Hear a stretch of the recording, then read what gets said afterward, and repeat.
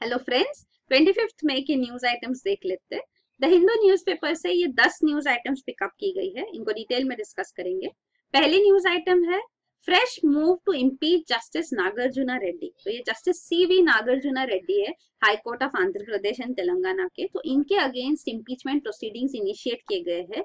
60 members है राज्यसभा के across all parties including BJP Congress. इन्होंने यहाँ पे मोशन इनिशिएट किया है टू इम्पीच हिम।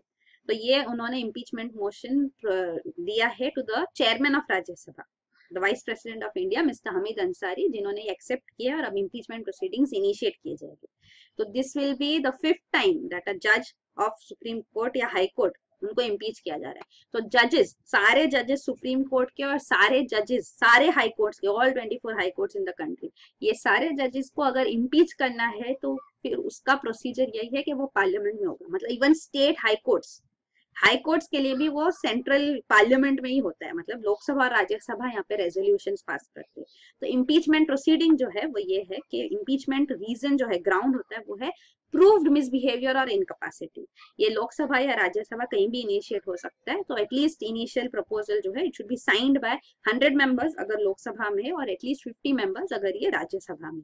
तो ये रिक्वायरमेंट होती है। फिर ये एक्सेप्ट करने के बाद यहाँ पे जो हाउस में ये इनिशिएट किया गया है वो इंक्वायरी कमेटी बिठाया गया, और ये इंक्वायरी कमेटी में फिर यहाँ पे ये प्रूव किया जाएगा। अगर ये ग्राउंड्स मिसबिहेवियर इनकैपेसिटी प्रूव होता है तो वो फिर रिपोर्ट उनकी रखी जाएगी हाउस के सामने, और फिर हाउस को इसमें वोटिंग करनी होगी, दोनों हाउस को। पहले राज्यसभा, अगर राज्यसभा से किया गया फिर लोकसभा के पास भी जाएगा। तो यहाँ पे वोटिंग होगा स्पेशल मेजोरिटी, मतलब 2/3 of the members present and voting majority होनी चाहिए, और at least 50% of the total strength of the house. तो दोनों सेटिस्फाई होना चाहिए। तो ये जब ये लोकसभा में राज्यसभा में दोनों में पास हो जाएगा तो इम्पीचमेंट कंप्लीट होता है, और फिर वो जज निकाल सकते हैं। तो जजेस रिमूवल इतना डिफिकल्ट इसीलिए कि जजेस का इंडिपेंडेंस इंश्योर किया जा सके। और अब से लेके, और जब से इंडियन कॉन्स्टिट्यूशन एनफोर्स हुआ है तब से लेके अब तक कोई जज इंडिया का इम्पीच नहीं हुआ है। तो इट्स अ डिफिकल्ट प्रोसेस। तो वो है, तो इम्पीचमेंट प्रोसीडिंग्स इनिशिएट किए गए। फर्स्ट जज जो था जिनके अगेंस्ट इम्पीचमेंट प्रोसीडिंग इनिशिएट किया गया था वो 1991 में ये जस्टिस रामास्वामी थे। तो उनके अगेंस्ट चार्जेस किए गए थे और उनको इम्पीचमेंट के लिए स्टेप्स लिए गए थे। बाकी दो प्रोमिनेंट जजेस जिनका रिसेंटली भी न्यूज में रहा है इम्पीचमेंट प्रोसीडिंग्स इनिशिएट किया गया था वो थे Soumitra Sen and justice PD Dinakaran. तो ये भी जजेस इम्पीच में, और अब जो है वो जस्टिस रामास्वामी रेड्डी है। इनके अगेंस्ट जो चार्जेस है वो ये है कि इन्होंने इवन दलित्स के अगेंस्ट एक दलित जूनियर सिविल जज को इवन डेथ थ्रेट दिया था इन्होंने। फिर इन्होंने इवन रेशियल स्लर्स यूज किए, रेशियल कास्ट बेस्ड ऐसे स्टेटमेंट्स दिए हैं, और इवन जुडिशियल प्रोसेस में इंटरफेयर करने के चार्जेस है इनके ऊपर। एक इंसिडेंट जो सामने आया वो ये भी है कि जब इनके भाई ने एक डोमेस्टिक हेल्प को, एक सर्वेंट को जब गुस्से में आग लगा दी, तो उन्होंने डाइंग डिक्लेरेशन में उनका ब्रदर का नाम लिया था। तो ही पुट प्रेशर, डोमेस्टिक हेल्प पे प्रेशर डाला गया कि ये नाम वो रिवोक करे। तो ऐसे सारे केसेस भी सामने आए हैं। तो अब ये इम्पीचमेंट प्रोसीडिंग इनिशिएट किया जाएगा। तो ये है। फिर अगला न्यूज आइटम है Pakistan jet flies over Siachen. तो ये पाकिस्तान एयरफोर्स ने अपना फॉरवर्ड बेसिस को ऑपरेशनलाइज किया है, क्योंकि वो इंडिया से थ्रेट देख रहे हैं। क्योंकि कल हमने ये भी डिस्कस किया था न्यूज में कि इंडियन आर्मी ने कहा कि उन्होंने पाकिस्तान पोस्ट जो है, आर्मी पोस्ट है जो एलओसी के पास, उनको डिस्ट्रॉय किया क्योंकि वो इन्फिल्ट्रेशन में मदद कर रही थी। तो अब पाकिस्तान फोर्सेस भी एक्टिव हो गई है, अलर्ट हो गई है। उन्होंने भी फाइटर जेट फ्लाई किया सियाचिन ग्लेशियर एरिया के ऊपर से। प्लस उन्होंने भी कहा है कि उन्होंने भी इंडियन आर्मी के पोस्ट को डिस्ट्रॉय किया। उन्होंने भी, जैसे इंडिया ने वीडियो एविडेंस दिया था, उन्होंने भी वीडियो एविडेंस दिया है। जैसे पाकिस्तान रिफ्यूज कर रही थी कि ऐसा कोई इंसिडेंट नहीं हुआ, इंडियन साइड भी अब रिफ्यूज कर रही है, और वो जस्टिफिकेशंस भी दे रहे, रीजनिंग भी दे रहे कि ये वीडियो सही नहीं है। तो वो है, और कोई कैजुअलिटीज भी नहीं हुई है। तो ये है। प्लस ये और एक जो न्यूज में आया था वो ये है कि मीडिया लीक हुई थी। तो ये इंडियन एयरफोर्स चीफ है, उन्होंने सारे if officers, around 12,000 if officers को लेटर लिखा था कि वो तैयार रहे कि कोई भी ऐसा अनटूवर्ड इंसिडेंट हो रहा है तो वो प्रिपेयर्ड मोड में रहे। तो वो लेटर जो लीक हुआ है उसको भी जस्टिफाई करते हुए पाकिस्तान एयरफोर्स भी अब अपना बेसिस ऑपरेशनलाइज कर रही है। तो ये टेंशन एस्केलेट हो रहे हैं न्यूज में। फिर अगला है rich get bail, poor remain in jails. So ये है लॉ कमीशन रिपोर्ट। तो जो लॉ कमीशन ऑफ इंडिया है, head by former Supreme Court जज जस्टिस BS चौहान, तो इनकी 268 रिपोर्ट लॉ कमीशन की जो अभी आई है, उसमें ये बताया गया है कि बेल्स जो है वो रिच पीपल इजीली ले लेते हैं, लेकिन पुअर वो बेल अमाउंट दे नहीं सकते और वो जेल में ही रहते हैं।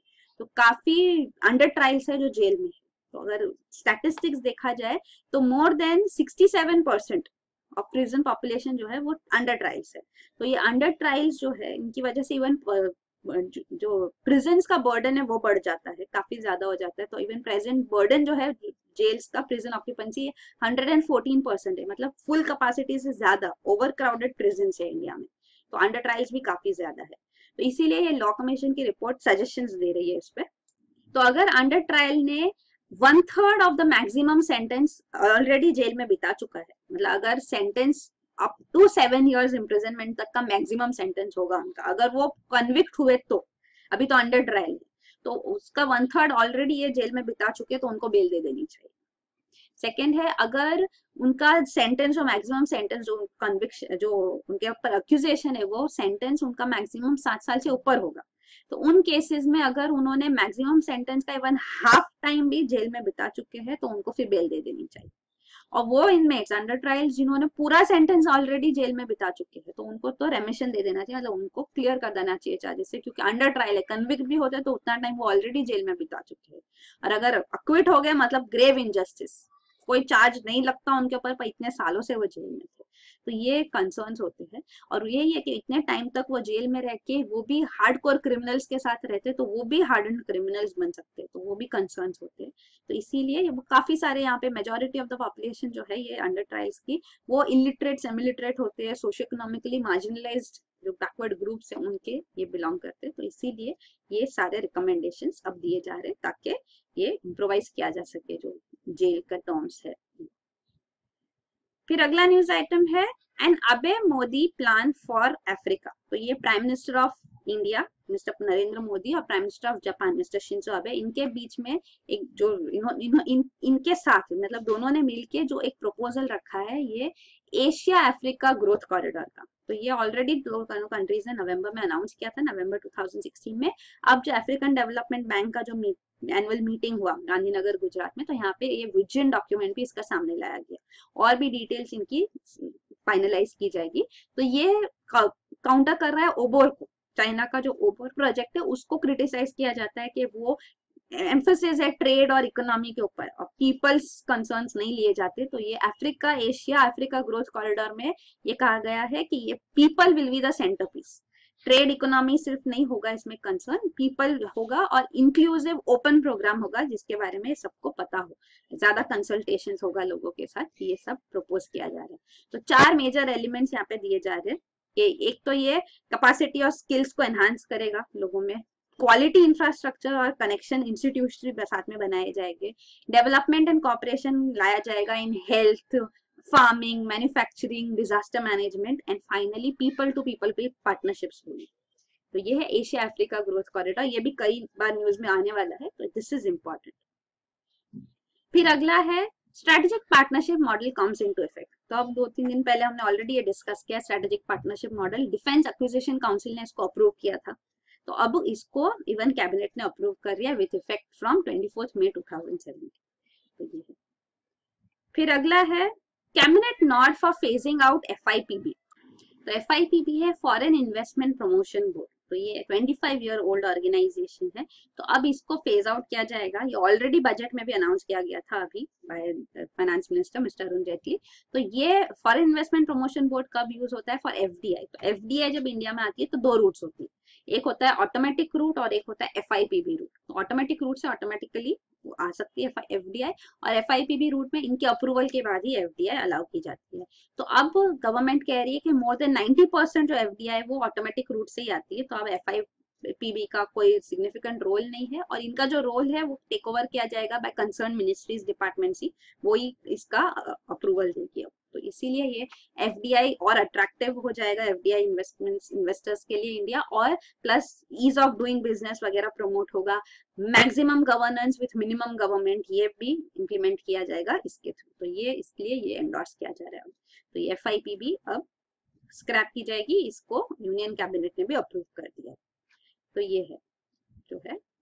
तो FIPB ये कॉन्स्टिट्यूट किया गया था अंडर PMO, फिर इवन 1996 में रिकॉन्स्टिट्यूट किया गया under department of industrial policy and promotion, और फिर अब डिपार्टमेंट ऑफ इकोनॉमिक अफेयर्स को ट्रांसफर किया गया था। फिर अगला न्यूज आइटम है government orders to favour local suppliers. तो गवर्नमेंट ने एक नई पॉलिसी अप्रूव की अब कि गवर्नमेंट प्रोक्योरमेंट्स में लोकल सप्लायर्स को प्रेफर किया जाएगा।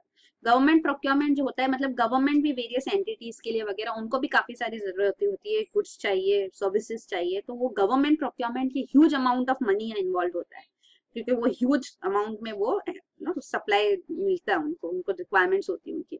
तो इसीलिए अगर इसमें लोकल सप्लायर्स को एंडोर्स किया जाएगा तो फिर डोमेस्टिक मैन्युफैक्चरिंग सर्विस सेक्टर को बूस्ट मिलेगा, उनके पास ज्यादा कैपिटल हाथ में होगा, टेक्नोलॉजी इंप्रोवाइजेशन होगी, तो इसीलिए इस पॉलिसी को एंडोर्स किया जा रहा है। तो जो लोकल सप्लायर्स हो गए वो मतलब उनके गुड्स या सर्विसेज में लोकल कंटेंट एटलीस्ट एक मिनिमम थ्रेशोल्ड होता है, होना चाहिए, जैसे एटलीस्ट 50% होना चाहिए, ऐसे होता है। तो ये परचेस प्रेफरेंस लाया जाएगा। तो जब गवर्नमेंट टेंडर्स निकालेगी तो उसमें ये प्रोविजन होगा।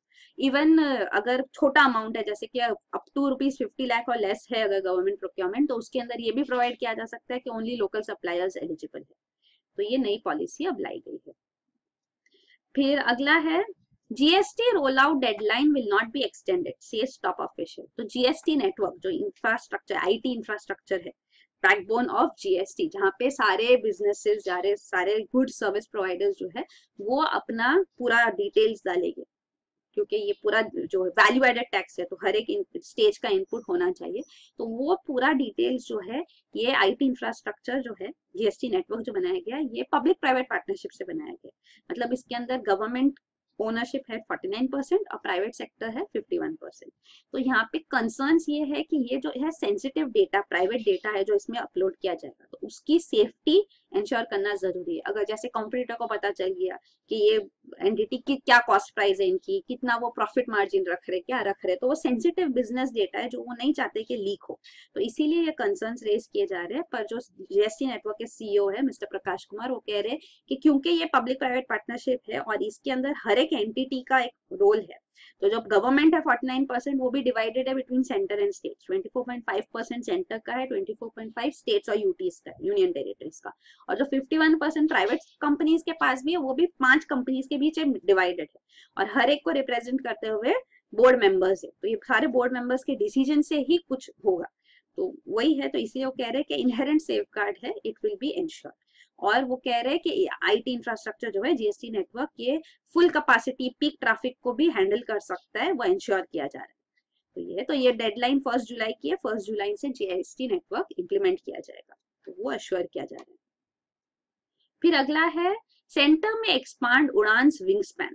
तो उड़ान स्कीम ऑलरेडी इंप्लीमेंट की गई, रीजनल कनेक्टिविटी स्कीम जो थी, जो गवर्नमेंट ने अनाउंस की थी, तो इसके अंदर गवर्नमेंट ने जो अनसर्व्ड या अंडरसर्व्ड एयरपोर्ट्स है, टर्म इंपॉर्टेंट इज एयरपोर्ट्स, तो जो अनसर्व्ड अंडरसर्व्ड एयरपोर्ट्स है उनको कनेक्टिविटी लाने के लिए उन्होंने यहाँ पे बिड्स लिए कि कौन सी एयरलाइंस है जो इसको यूटिलाइज करना चाहती है, और वो यहाँ पे उनको जो बिडिंग काउंटर बिडिंग हुई उसमें जो जीते, जो एयरलाइंस ने ये बिड जीती थी, उनको यहाँ पे एक्सक्लूसिव राइट्स दिए गए कि वो एक्सक्लूसिवली यहाँ से फ्लाइट्स फ्लाई करेंगे फॉर 3 years, 3 साल के लिए उनको एक्सक्लूसिविटी दी गई कि वही एयरलाइंस यहाँ से फ्लाई करेंगे, उस एयरपोर्ट्स को ऑपरेशनलाइज करेंगे, और इधर इवन 50% सीट्स जो होगी उनको कैप किया जाएगा 2500 फॉर 1 hour फ्लाइट। तो ये रेट्स पे कैप किया जाएगा, और जितना अमाउंट उनको लॉस हो रहा है वो सब्सिडाइज किया जाएगा, गवर्नमेंट उनको सब्सिडी प्रोवाइड करेगी फॉर 3 years। तो ये उड़ान स्कीम इंप्लीमेंट की गई है। अब गवर्नमेंट चाहती है इसमें इम्प्रोवाइजेशन करना। इवन ये स्कीम एप्लीकेबल थी ओनली फॉर फ्लाइट्स जो 200 to 800 किलोमीटर डिस्टेंस के बीच में, ऑफ कोर्स फॉर हिली रिमोट आइलैंड नेशंस और सेंसिटिव रीजन्स के लिए, सिक्योरिटी सेंसिटिव रीजन्स के लिए कोई डिस्टेंस लिमिट नहीं थी, पर इन जनरल ये डिस्टेंस लिमिट भी थी।